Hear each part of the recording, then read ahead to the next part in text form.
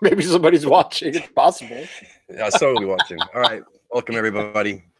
American Hammers TV. I'm sorry about the delay and little mishap. This is our debut after all, so we actually had to wake ourselves up after that long, boring, excruciating deadline day for us West Ham fans. So, yeah, thoughts? don't go to bed. Don't go to bed. Right? Don't go to bed.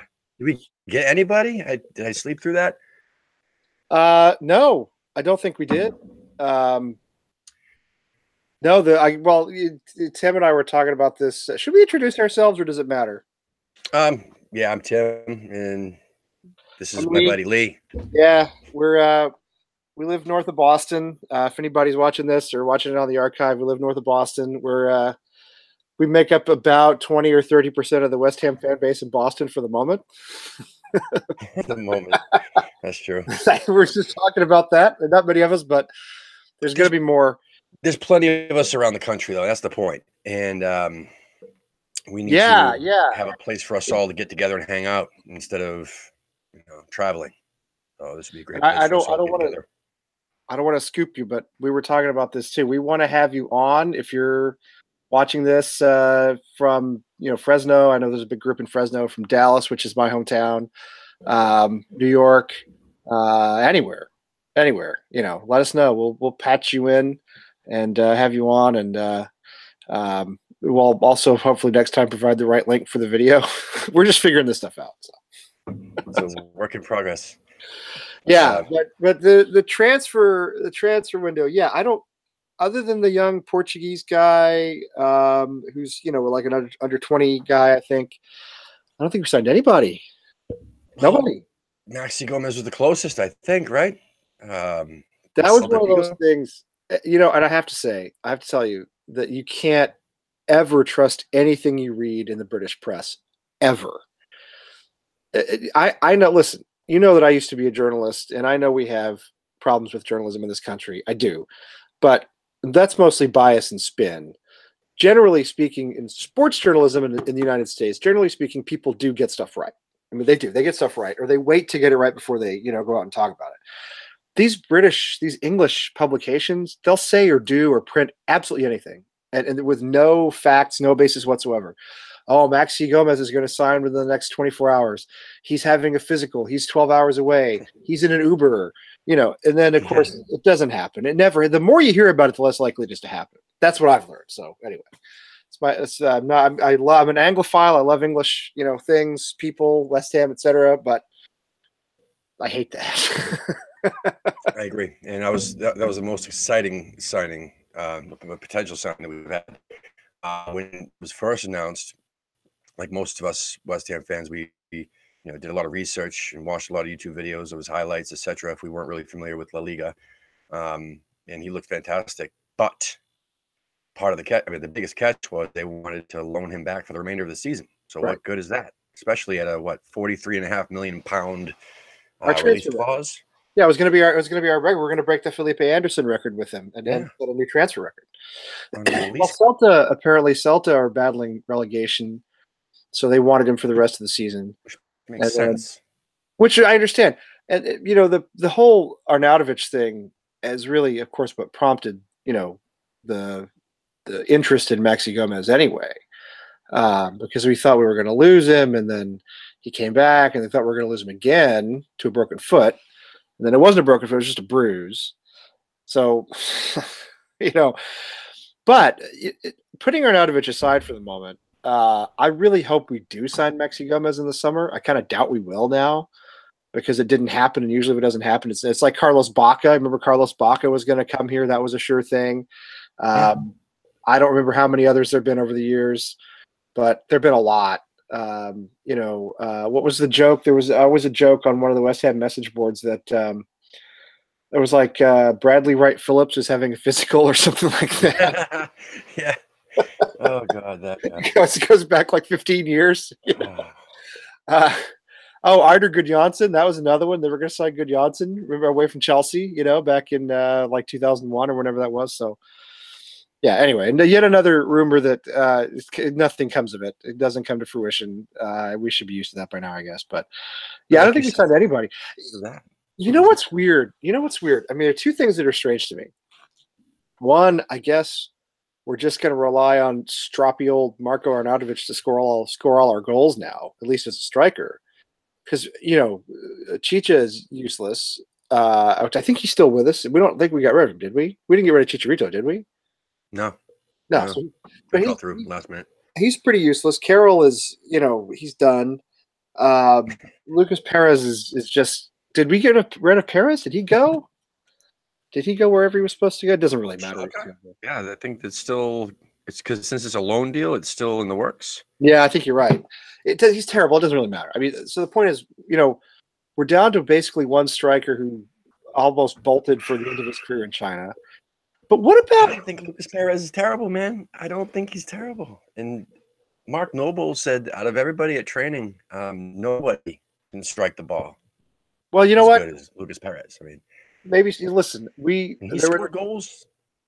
There was a time when everybody thought Felipe Anderson was a terrible player, and then he turned into a good player. There was a time when everybody thought Snodgrass was a terrible player, and he's been a little inconsistent, but generally he's been good for us, this season. So maybe he'll turn it around. I was pissed when they said it. I watched his videos and was not impressed, and looked how he turned out. With who's that? Dimitri Payet. When they signed him, I'm like, wow, yeah. $8.5 million on him. Yeah, I know. He was, I didn't really think much of that either. I don't think anybody did at the time. And I follow French football a little bit, and I didn't think he was that big of a star. I didn't think he was that big of a signing. But the other thing that I think about is, what have we done in defense? Because, Balbuena's injured. I don't know for how much longer. Issa Diop has been really, really good for us. He's been a little off the boil the last couple of weeks, but generally I think he's a great central defender. But, we're a mess outside of that. Zabaleta is a very professional player. Probably won't. He's good. He's good. And he's a super, he's a great mentor for the younger guys. He's professional. He's solid. He's not a future. He's not an option for the future. He's a guy who maybe he plays one more season after this. Maybe he comes in as, I don't know, maybe he's more of a mentor type guy. But why didn't we look at any defenders? Don't we need, has nobody watched the last 3 games? Yeah, no, I agree. Ogbonna, I think, is still an amazing player. It's just he has not shown it over the last 6 or 7 weeks. But yeah, I don't know what the deal is with that. The other guy I think about is, Masuaku. I can't so do you remember when he was really good for us? That's what I'm saying. How did it just disappear? This is what I wonder. I don't understand why we can't get guys who are consistent game after game, week after week. Every time we play Watford, Troy Deeney's going to score against us. Troy Deeney isn't necessarily a great player, but he's a guy who puts out consistent effort week after week. You get guys like that with clubs like ours, mid-table clubs all over the Premier League. I don't think we have anybody like that. I never questioned Mark Noble's effort, but his actual performance can really vary. But the rest of them, they disappear. They like Matthew Etherington used to when we played for us, and he would play. You'd have a great first 3 months of the season, and then he would just go away. Yeah, these guys are like that week to week. I watched Felipe Anderson. He's brilliant for a month, and then it's like he just takes a month off. What's he doing? I don't know. Obama. That's the biggest question. So we talked about that off the air a little bit. That we have an amazing squad. We have a deep squad, but we do have a lot of injuries, unfortunately. But even still, we have these players that a year removed were fantastic. And what's missing? What's happening? We have an amazing manager. We have a much better manager than Moyes or Bilic or even Sam Allardyce, for that matter. Absolutely. Yeah. So what's going on? Because they've shown signs of brilliance. Yeah, sure. We started the season off with 4 losses in a row, and then all of a sudden it looked like, wait a minute, I think they got it. But now all of a sudden, out of nowhere, they lost it again. That makes no sense. No, it doesn't make. That's what I'll never understand about. I go back. I'm not a West Ham lifer. We're Americans. Neither one of us is. But I go back to, I don't know, Pardew, I guess. Certainly Alan Kirbishley. And I mean, it doesn't matter who we've had as manager. We've never had consistent performances, ever. That's it. You're right. And I think Pellegrini's the best manager we've had in the time I've been following West Ham, and probably the best since Harry Redknapp. But it doesn't, I mean, and he seems absolutely lost as to why this is happening. You hear him and he's like, I don't know. I mean, but that, except for that AFC Wimbledon game, I mean, he was pissed. He was pissed about that. He was pissed. Yeah. Like, I'm appalled, and I would be too. I mean, that was ridiculous. But again, cup games are different, not only because of, we don't play our full strength squad, but the most dangerous teams are the teams in the other divisions, because it's the underdog, and then they're going to be, trying to one up you and they're giving it their all. So, I mean, I think we went into Wimbledon I think we were arrogant. I think the players were arrogant. I think, I honestly think even Pellegrini was a little like, okay, let's put out, and it's a reasonable thing to do, to say, let's put out 11 guys we think can beat a team that is the bottom of League One. I mean, the bottom of League One. Haven't won since Boxing Day, Yeah. But they kind of strolled out there like, yeah, we got this. They got punched in the jaw in the first half. Clearly we're better in the second half, but it was too late. I think, I wonder too, and this is something I wonder about, I don't think people who aren't English fully comprehend the magic of the FA Cup. I don't think a lot of our players care that much about it. I don't know that a lot of foreign managers care that much about it. Pellegrini's managed in England before, obviously. Can't remember if he won the FA Cup with Manchester City or not. He probably did. He did. Because they won, everything. But I feel as though it's not obviously the competition has lost some luster, and I wonder if, sometimes our guys trot out there and they get up against a team like Wimbledon, and this is for a club like Wimbledon, which you remember, the fans created that club. That wasn't even a club. They died. They went away. They moved to Milton Keynes and became a franchise. So the fans created, it's a really cool story, actually. The fans created that club and brought them all the way up from like the 35th division or something, Yeah. So this was their chance to make history forever. I mean, they will talk about this game for the next 50 years. And I just don't think our guys went out there with the attitude, that they need to prevent that from happening. It's just, it's frustrating. And I've been reading it on, Instagram and Twitter over the last couple of days. And even the Wolves performance, especially right after the Wimbledon game, that we go straight into even more dog shit. It's really weird. Did you see how many shots on goal we had compared to the Wolves? I think it was like 20-4. I was going to say, did we have any? We had 1 or 2 against Bournemouth, I think. Well, I don't know how many were on target, but 4 shots. You're talking about 4 shots, period. Yeah. I went into the Wolves game thinking we might actually nick a point, because it's very West Ham to bottom out and then come back and put in a good shift and a good performance in the next game. But clearly we weren't finished bottoming out yet. Now, Wolves are a good team, actually. They're what? I think they moved up to 7th in the table. They have a lot of investment from their owners. They have a good manager. They walked through the championship last year. They established themselves in the Premier League. They're good, but it's not just the way we lost. It's not just the score line. It's just we have no passion. We have no tactics. We're totally walking around out there. Yeah, it reminds me of I think it was Bilic's second season. It was the first season at Olympic Stadium, and there was 1 or 2 players. Actually, I think there were 3 players every single game that you could tell that they were in it. Yeah, and the other 7 or 8, I mean, they were not even close. Yeah, no, I thought Bilic was a terrible manager.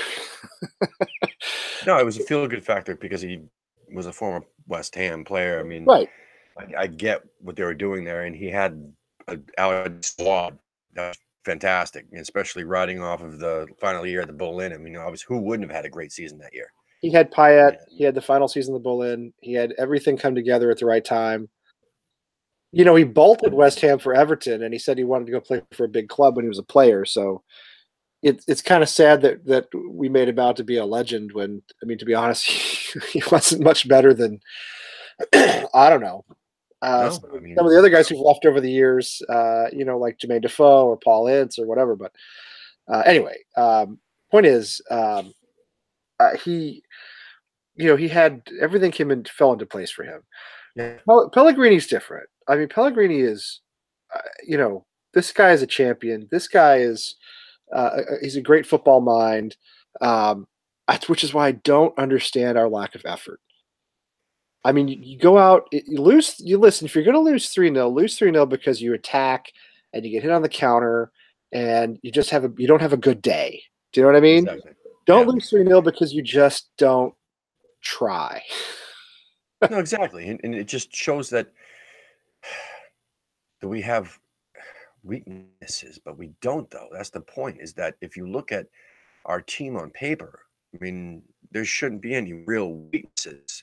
We should be destroying Bournemouth and Brighton and all these other teams. I mean, beneath us, and Wolves even. We should be spanking them. And yeah.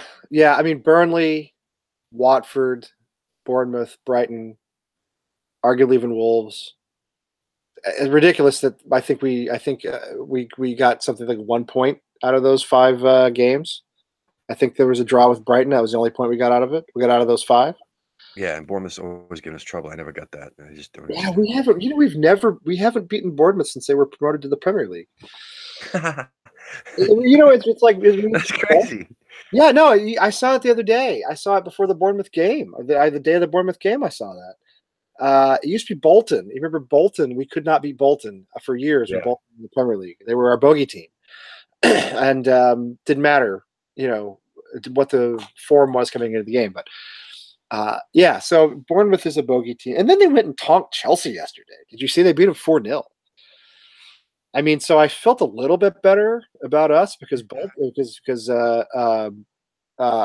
just went off on Chelsea. So I'm just looking at this real quick, and we beat Arsenal. Yeah, I know. We beat Manchester. We beat Arsenal, man. We beat Manchester. You know, and then we lose to Bournemouth. Yeah, it's and then Wimbledon and Wolves. I mean, what? So does that mean we're going to go out and destroy Liverpool? Is that how that works? I don't know. I work with two big Liverpool fans, and they're both really good guys, and they're good football fans, and they're good guys. But I would love to beat Liverpool. Yeah, obviously. I'm not looking for points out of that one. Liverpool are not in great form right now, but God, with the way we're defending, I mean, they could hit us for like 5, 6. Nothing would shock me. By the way, I mean, we're 12 points out of the relegation zone. Okay, and I don't really think Huddersfield or Fulham are going to put anything together the rest of the season. But I never consider us safe until we're mathematically safe. Yeah, true. Yeah. I know it sounds stupid. Everybody on social media says, "Oh, at least we're safe. We're safe. Our season's over. There's nothing left to play for." Nobody's safe. I don't believe that. Look how we started. I mean, right. You can lose 4 games in a row, and then we need 3 wins to get to 43 points, and 43 points should see us safe. We need 3 wins. We can't beat Bournemouth. We can't beat Burnley. We can't beat Watford. I don't know where are the 3 wins going to come from. I mean, I guess we're Huddersfield again. Crystal Palace after Liverpool. We have Fulham. Fulham we should get, again, it's the West Ham way to lose to Fulham and beat Liverpool, but then we got Man City. Yeah. And Newcastle's 50-50. Newcastle just beat Man City. Newcastle just beat Man City. Newcastle just picked up this MLS guy who's a pretty good player. But they're just like us, though. They're very consistent. Yeah, they'll smash, a good team and not. And then we have Cardiff and then Huddersfield. So there you go. There's just 3 wins. Cardiff and Huddersfield and Fulham should be the 3 wins. They probably won't be, but they should be. But then you figure we're going to have another one of these things where we beat like Chelsea or Tottenham or somebody we have no business beating. Yeah, we got them. Yeah, we got um, Everton, Chelsea, Man United right Everton after is that. definitely beatable. Everton, they're nothing special to me. They're definitely, but again, I mean, you remember The Great Escape in 2007. Yeah, Um, Nothing is played, as they say in France. Rien n'est joué. Nothing is played until until the math of the table says we're safe. Uh, correct. so I am not going to sit back and say our season's over. I think there's still a lot of intrigue left, even though there will be. Yeah, so that said, like if there was one position that we could have secured at the this deadline, this past window, Yeah. what would it have been? Like, what would you have wanted the most? I mean, the obvious answer is striker, but to be honest with you, I would probably have gone for a center back or a right back. I mean, I think Cresswell is good when he plays for us. He's inconsistent with his injuries. We really miss Balbuena a lot. And I'm not talking about somebody you buy, I'm talking about somebody, a loan deal. Just get somebody in for the rest of the season. But I don't know when Balbuena is supposed to come back, but Issa Diop has been missing him. Issa Diop's a good player, but he hasn't been the same player the last few weeks. Ogbonna is, again, he's not in form. I don't know why, for whatever reason. I think, if you look at getting lit up by Bournemouth, by Wimbledon, by Wolves. I mean, if you look at nine goals in our last 3 games conceded, I think maybe we could have looked at some defenders. I don't know. What do you think? I agree. Except for the fact that I don't think we need necessarily a striker. As soon as we get Lanzini to full health, I think that Arnautovic will be able to score a lot easier now. Yeah, I do too. He'll feel a lot more confident. I do too. Well, yeah. I think Lanzini and if we get Yarmolenko back, which I don't know, that'll help us close out the season in a good. Yeah, I heard April on him. So if we get him back for the last 2 months of the season, you put Yarmolenko, Lanzini, and Felipe Anderson in the same attack. Yeah.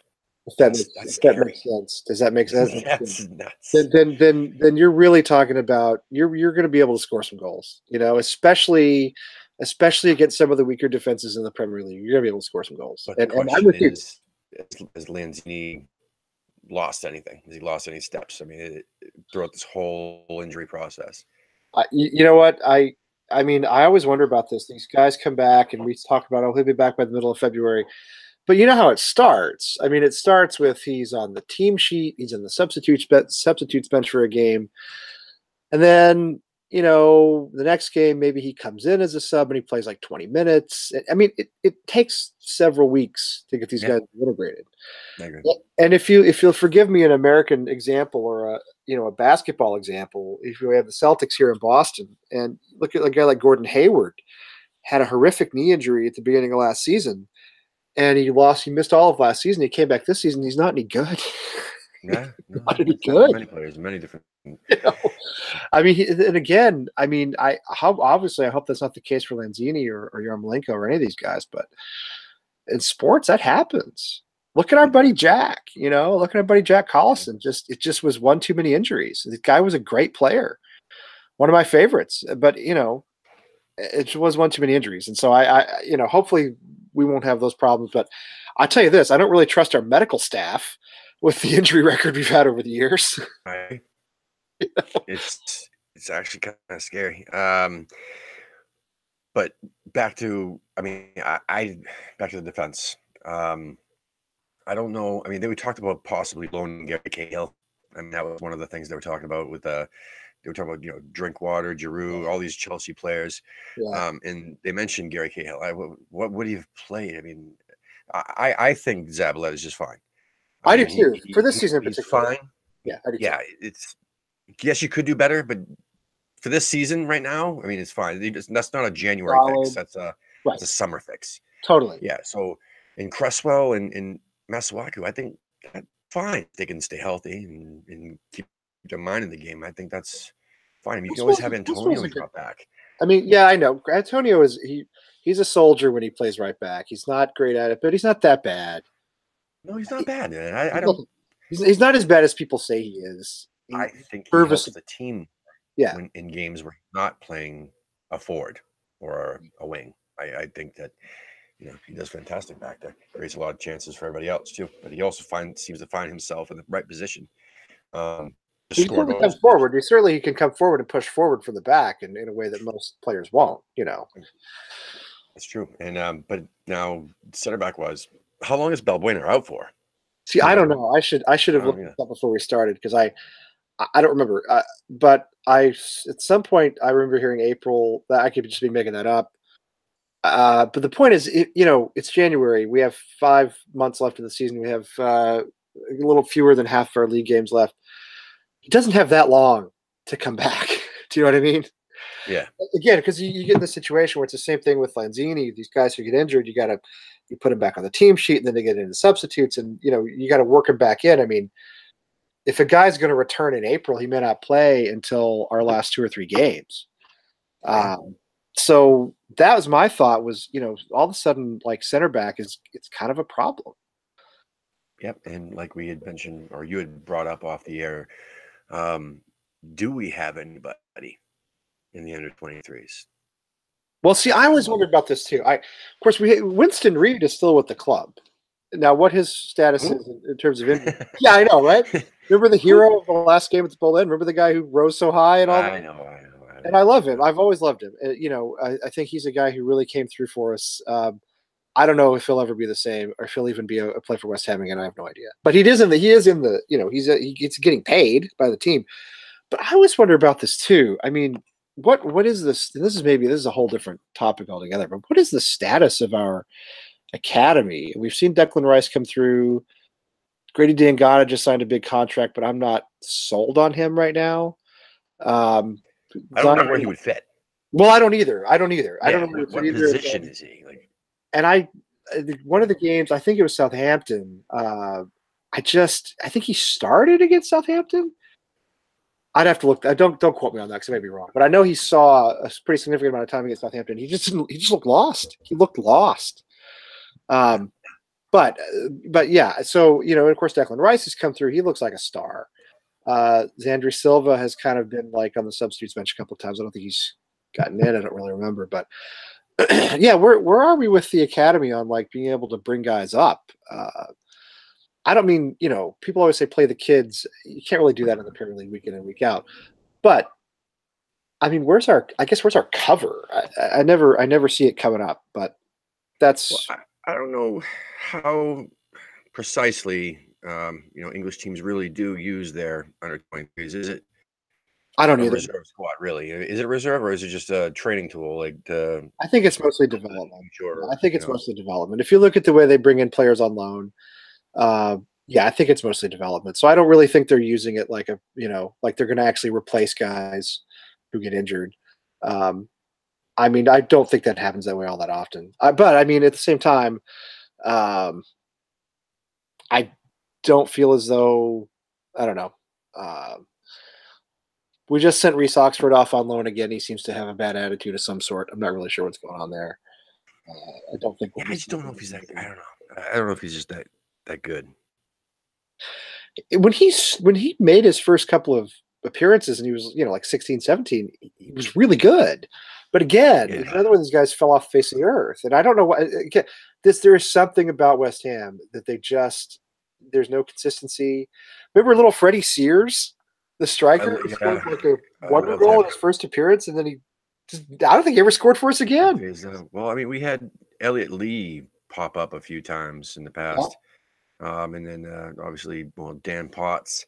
Yep. And he showed, and I remember, I'll never forget watching it. I think it was against Arsenal in the Premier League, and he got wrecked. He had a collision with somebody, and it just showed that he not physical enough.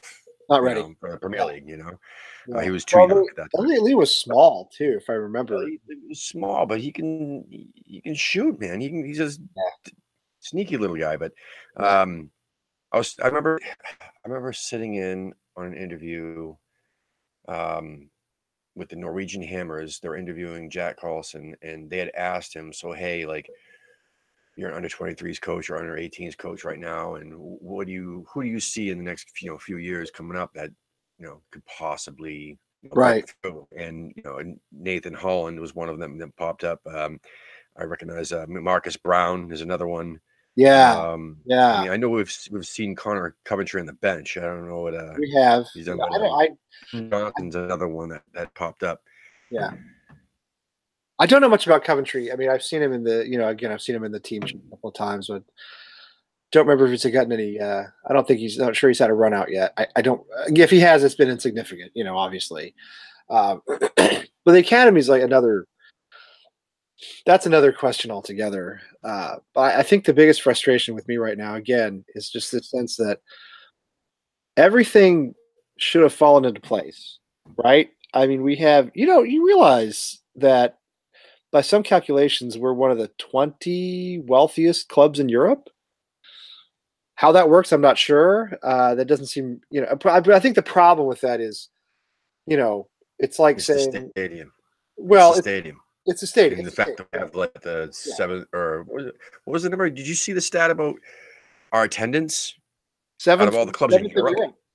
Yeah, seventh in Europe for 2018. For the calendar X amount of dollars or pounds or whatever for a Seven, ticket. Yeah. Oh god, it's crazy expensive. Well, you've been. I mean, I only went to the old place. I only went to the Olympic, but you've been to the Olympic Stadium. And we're going to expand. We're expanding 66K, and we're going to fill it. We're going to fill it because West Ham have a lot of fans. Yeah. It's like nothing. I mean, and bowling was 35 somewhere around. It was like 35. It was like the size of Fenway Park. Yeah, it was like 35. It was really small. So we're basically almost going to double the amount of the number of fans we get in. We're certainly going to more than double the amount of money because I think tickets are quite a bit more expensive than they used to be. That may not be true. Yeah. Well, but it's being the wealthiest, 20th wealthiest club or whatever doesn't mean we're actually spending the money. But you look at this past summer. I mean, the board spent £100 million, brought in a very good manager. I know a lot of people long for the days of the Bowl Inn, and I totally get that. I totally understand it. However, financially, the new stadium is a better deal. Yeah. I mean, everything should be in place, and yet, it's like I didn't expect us to finish top 6, but here we are. I mean, it's the same old thing. It just doesn't feel as though we've moved forward at all, And I don't know why. I can't figure out why. I think it's just $1 million question, man. So I remember looking at our signings over the summer and thinking, 6 is easy. I mean, with this squad, absolutely. This manager, are you kidding me? This is top 6 easy. Yeah. Maybe an FA Cup or something like that to throw in there. We can have some European football next year and bring in some even better players. But they started off with 4 losses. And they didn't really look that good in preseason either, I remember. Preseason was really bad, and I think everybody wondered, does this mean anything? Nothing in the first 4 games. They didn't just lose them; they showed nothing good. Nothing. And then all of a sudden, it clicked. Yeah. We beat Manchester United, and it clicked. So is it a curse? Is it like this West Ham curse? It's just something that I will never be able to understand. I mean, have we had a better squad in our lifetime? No. Well, I don't know about our lifetime, but not in the time we've been following West Ham. I mean, my lifetime goes back to 1973, so maybe. But let me put it this way: in the 20 years I've been following or watching the Premier League, some way or another, and maybe 15 years of West Ham, however long it's been, this is the best team we've had by far. It's not even close. It's not even. Obviously, if they're all healthy, that's another thing. But that's the other thing is the injuries are. I don't follow other Premier League clubs all that closely. Only when they come to play us or we play them. I really only follow West Ham because it's all I really care about. If that makes sense. So I don't know if everybody else has we basically have a starting 11 without a goalkeeper. We have like a starting 11 of injured. Mid-table starting 11. Yeah, no, a starting 11 that like is a legitimately competitive team. Yeah, it's injured players, and I does that happen at I don't know, Southampton or Burnley or Watford or these clubs that are around us? Do they deal with that? I have no idea. I don't think so. No, yeah, other teams definitely deal with injuries. I remember hearing a post-match conference from I think it was Scheich, and he was bitching and complaining about injuries. Um, it's funny because the two things that really upset me most about Sam Allardyce when he was our manager was, number one, whenever he played a big team, 90% of the time he was there to draw at best, Yeah, to just not lose. And always. that is, I hate that. Drove me crazy. That drove me insane. But That's not West Ham. Like, was that's not the way we are. That's not. secondly, the second worst thing of him was every time he had a press conference or a post-match conference or whatever it was, talking before the game, after the game, didn't matter. Always bitched about injuries. Always used that before the game so that if they lost, it was because of the injuries, and if they lost the game, you would always definitely mentioning, Always. we have too, It's we have too his many it's injuries. his job, and you're right. You're right. He did that, and it's his And then when job. he won, it was like, oh yeah. It's his job to get past the injuries. That's what drove me so crazy about him. I mean, So okay, you're the manager. that's why I Figure think it out. we should be doing okay because Manuel Pellegrini seems to be that guy that doesn't really bitch and complain about it. No, he does to me too. I mean, I don't think he's really even mentioned it that much. He doesn't make excuses. He's professional. Yeah. He's a champion, and I think, I mean, I don't really. I think the Wimbledon situation was unfortunate because I think our players just did not care about the match, and maybe he takes some blame for that. Um, Maybe he does, but I think beyond that, I don't. I think the guy's baffled. I just don't think he knows why he's not getting the performances that we need and that he expects, and I don't blame him for that. Zabaleta had. I just was reading, like right before we got on. Apparently, Zabaleta made some comments about how the Arnautovic situation was really distracting, and Yes. you probably saw that too. So I mean, maybe it was. He said. I think this. I think what he said was, and keep in mind, English is not his first language, but he said something like he's been the main player for us, or one of the main players for us. And I mean, I think there's a confidence level when he's out there and he's putting out an effort that they have. Like even against Arsenal, he didn't play well at all, but we won that game. We played better in that game, I think, because he was on the pitch Yes. as an option. You stick friggin' Andy Carroll up there, or Chicha, who Don't do that. is totally like he's disinterested, and they know that those guys are useless. So maybe the Arnautovic thing has. I mean, I'm sure a lot of it comes down to that. I hate to use it as an excuse because all these guys are professional footballers.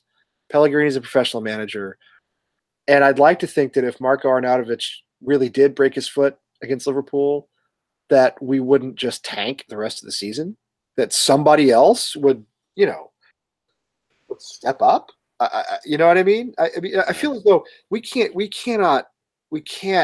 put all of our we can't put everything into one player. You remember we did that with Scotty Parker when he was here, and you remember the season we went down in 2011.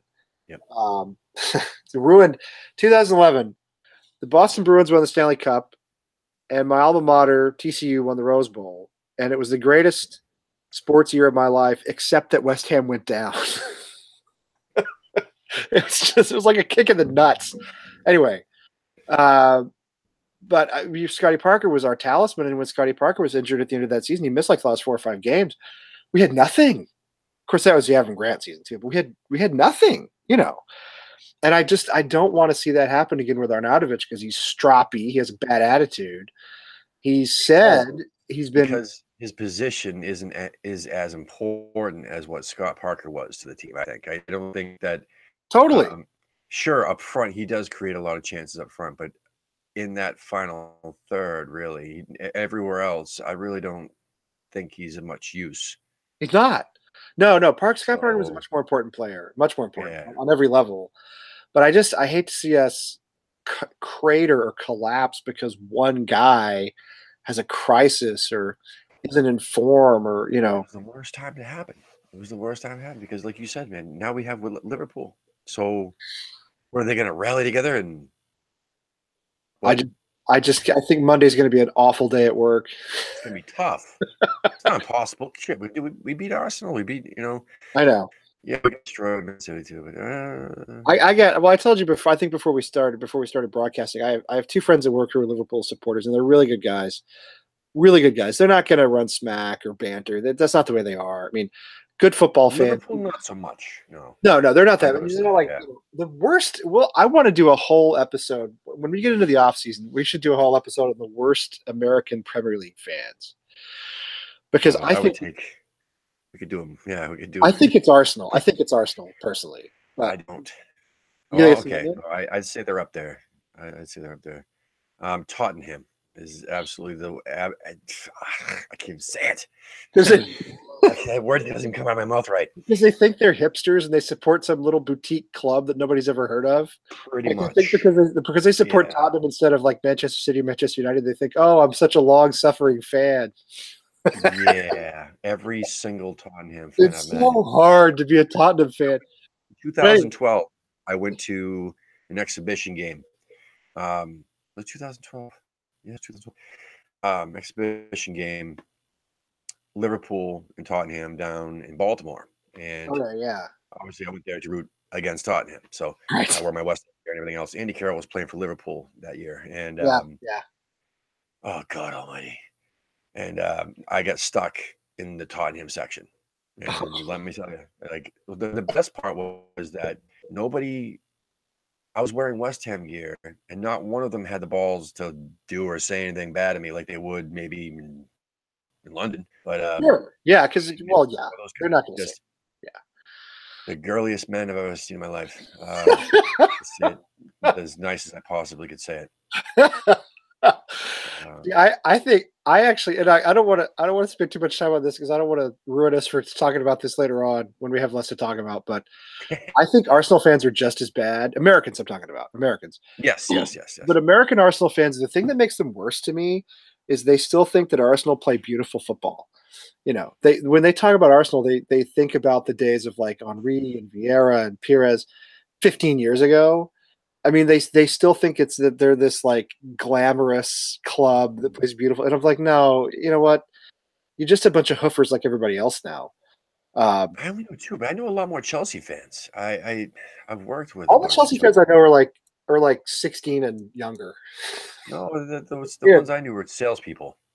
Oh, really?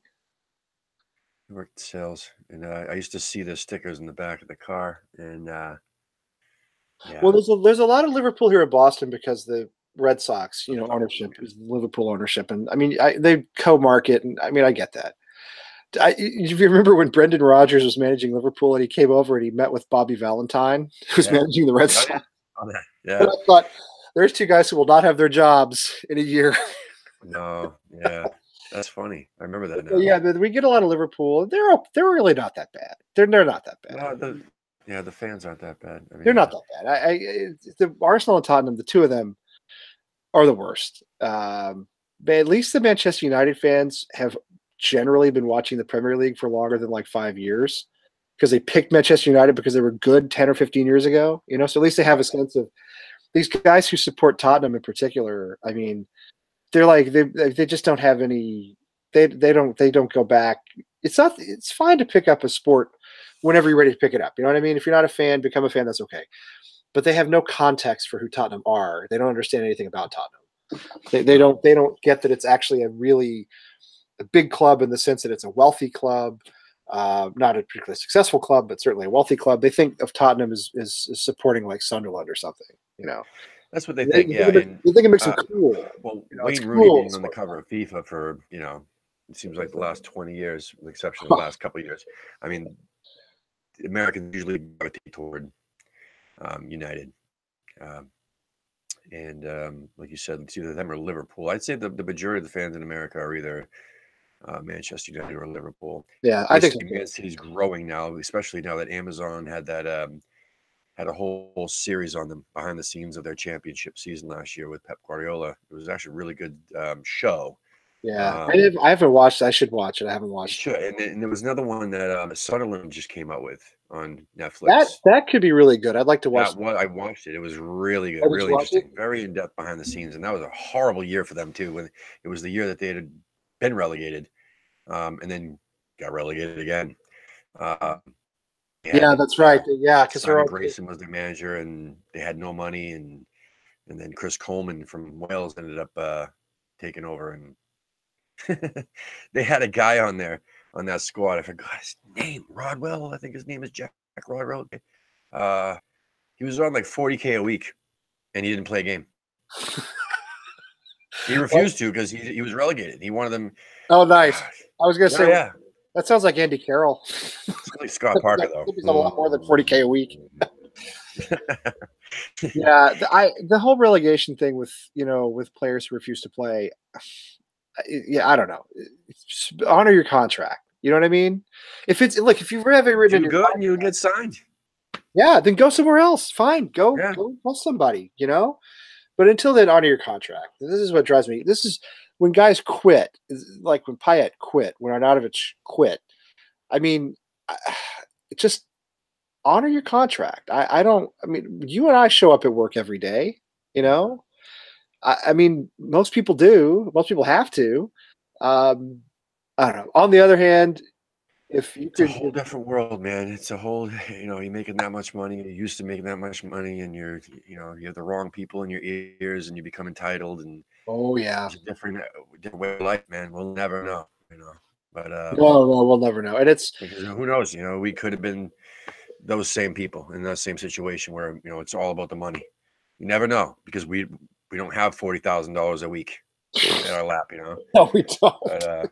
But, yeah, we weren't blessed with yeah. talent as But yeah. So back to what position did you yeah. think we needed the most? But which signing we actually made out of what, the two?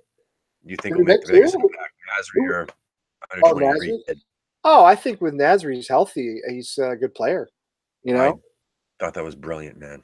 Listen. I'm so happy we signed him. Watch him against Arsenal and watch the little subtleties, the things that he does. Even when you watch Declan Rice's goal, he sets up that goal with this little one-touch pass. And he was on a ban. That's what I'm saying. Just like you said, those little things that he just didn't lose, and that huge layoff because he wasn't injured. He was on a drugs ban. He wasn't injured. That's what I'm saying. I mean, he was on he's in form. He was away that long, longer than a typical injury, and he still got it. That's awesome. Oh yeah, I mean I know he's he didn't play against Wolves, did he? Isn't he injured again or out? He was out anyway. When he's played for us, the games he's played for us, he there's a subtlety to his game. He's one of the few players you can really look at and say he has a vision for where guys are going to be. He gets the ball to where they're going to be. He's very solid in possession. He doesn't give the ball away a lot. And he just has these little one-touch little taps and passes, and it's very European. It's very French. Do you know what I mean? And I think he's a good signing for us. If he can play consistently, I think he's a good signing for us. I do. But the Masaki guy. I watched as many highlight videos as I could find. But again, it's all against under 23 competition. It's in the under 23 league in Portugal. I don't think there's any. I mean, I don't know how far away that guy is from being in the first team if he makes it at all. I don't know. I have no idea. I mean, also don't know how to pronounce either of his names. It doesn't impress me as much as, how do I put it? Yeah, it's the team of Benfica, which is the best team in. It's like saying you're getting someone from Man United is under 23s. You know what I mean? Right, of course. Or Real Madrid under 23s. I mean, that's okay. And Portugal produces players. We know this. Portugal produces great players. Their league, though, but overall, the competition in that league is the league is garbage. It's garbage. They have three clubs. Yeah. They have three clubs that are sort of UEFA league, Europa League level clubs, and that's it. They have the Benfica, Sporting, and Porto, and then everything else is just. I mean, it's bad. It's bad. It's worse than Holland. It's worse than France outside of PSG. It's bad. I mean, Santa Clara. Santa Clara. I think are in the first division of Portugal now. Yeah. Nobody else. If anybody who watches this nobody else is going to know this, but who used to play for Santa Clara? Our friend used to play for Santa Clara. Yeah. I mean, we know a guy who played for a club that is now in the top division of Portuguese football. It tells you where Portugal is on the ladder. But that's the beauty of promotion relegation, man, which America will never know. No, we'll never have it in the small levels. The owners here, if you're an MLS owner and you're spending $40 or $50 million for a franchise, you can't take the risk that you're going to be playing, the Chattanooga Railhawks the next season in front of 500 people. Exactly. It's just, and plus the other thing is that you really have to think about. This is a big country. I mean, I read West Ham fans talking about like the long trip to Burnley. I'm like, man. I mean, I mean, what England is probably about the size of Massachusetts, I think. I mean, I'm from Texas, I'm telling you, well, it may be bigger than that, but what I'm saying is when I was in high school, I played in the high school band. I took trips for football games that were longer than virtually going from Southampton to like Newcastle. I mean, they're just, it's just we'd go down and back in a matter of hours. So this is a big country, and yeah, you try to get the Revs, out to. That's the thing is if you get to say New England gets relegated, which would probably happen, and then all of a sudden, what are they going to do? They're going to have on a USL budget. They're going to go play like somebody in San Diego or I don't know, or Portland. Yeah. It's a lot to ask. So we're going to start to put up, and it's pretty easy because didn't really sign anybody. No, it didn't really sign anybody this deadline day, or really this window other than Nasri. That was anything impactful right now. I mean, Misaki could be somebody who knows? He could separate it. He could actually show up in training and blow everybody away and get tossed right in there. But we don't know. We'll wait and see.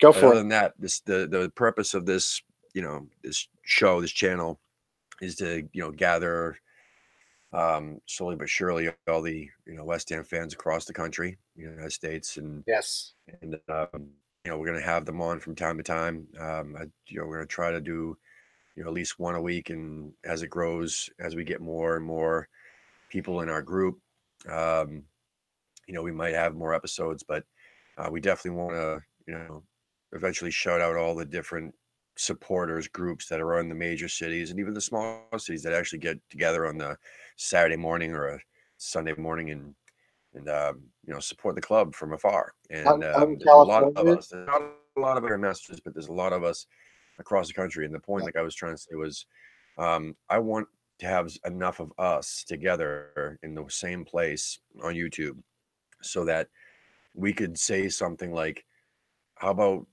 let's get West Ham to play here next year. It's been a few years since they've been here. Let's get them to do their summer tour here again, and maybe play, spread it out a bit and play other dates instead of just going out to Seattle, and North Carolina and stuff like that. So that said, we're going to definitely do this starting probably every Thursday night for now, and we'll see how it goes from there. And hopefully you get some more live viewers, and feel free to comment between now and the next episode. Down below. We're gonna have an archive. We're gonna have this. You can watch this in an archive, right? Where we're just gonna put it on YouTube. Yeah, no, definitely. Yep. We can do that, right? Okay. Yeah, they can comment after the fact as well. So what? Let us know what your biggest, So I will tweet this. I hate Twitter, but I do have a Twitter account. It's at West Ham USA. I've changed the name of it to Merrimack Valley Hammers because, frankly, trying to represent all West Ham fans in the U.S. was a little too ambitious. So, but it's at West Ham USA. So we'll tweet that, and we'll put the link to the archive on the American Hammers Facebook page. Yep, and we have Instagram as well. It's Instagram, at American Hammers TV. I'll be getting the Twitter up there as well. I'm at American Hammers TV soon. Yeah, we definitely have an Instagram. We have, ton of followers on there already. So It's good. we'll see you Yeah, next week. Instagram. I actually only look at Facebook now for like West Ham banter.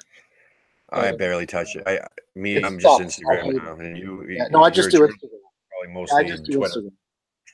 I moved all my pictures of my kids and stuff over to Instagram, and I'm very careful about who I let follow it. Yeah, Twitter is, just for West Ham, and with Facebook is basically, I generally hate it, except that there's some West Ham stuff that's worth reading in like the American Hammers page, and that's pretty much it. yeah, So just the groups, just the West Ham groups, really. just the West Ham groups, really. Yeah, that's it. Yes. Everything else is garbage. It's all people fighting.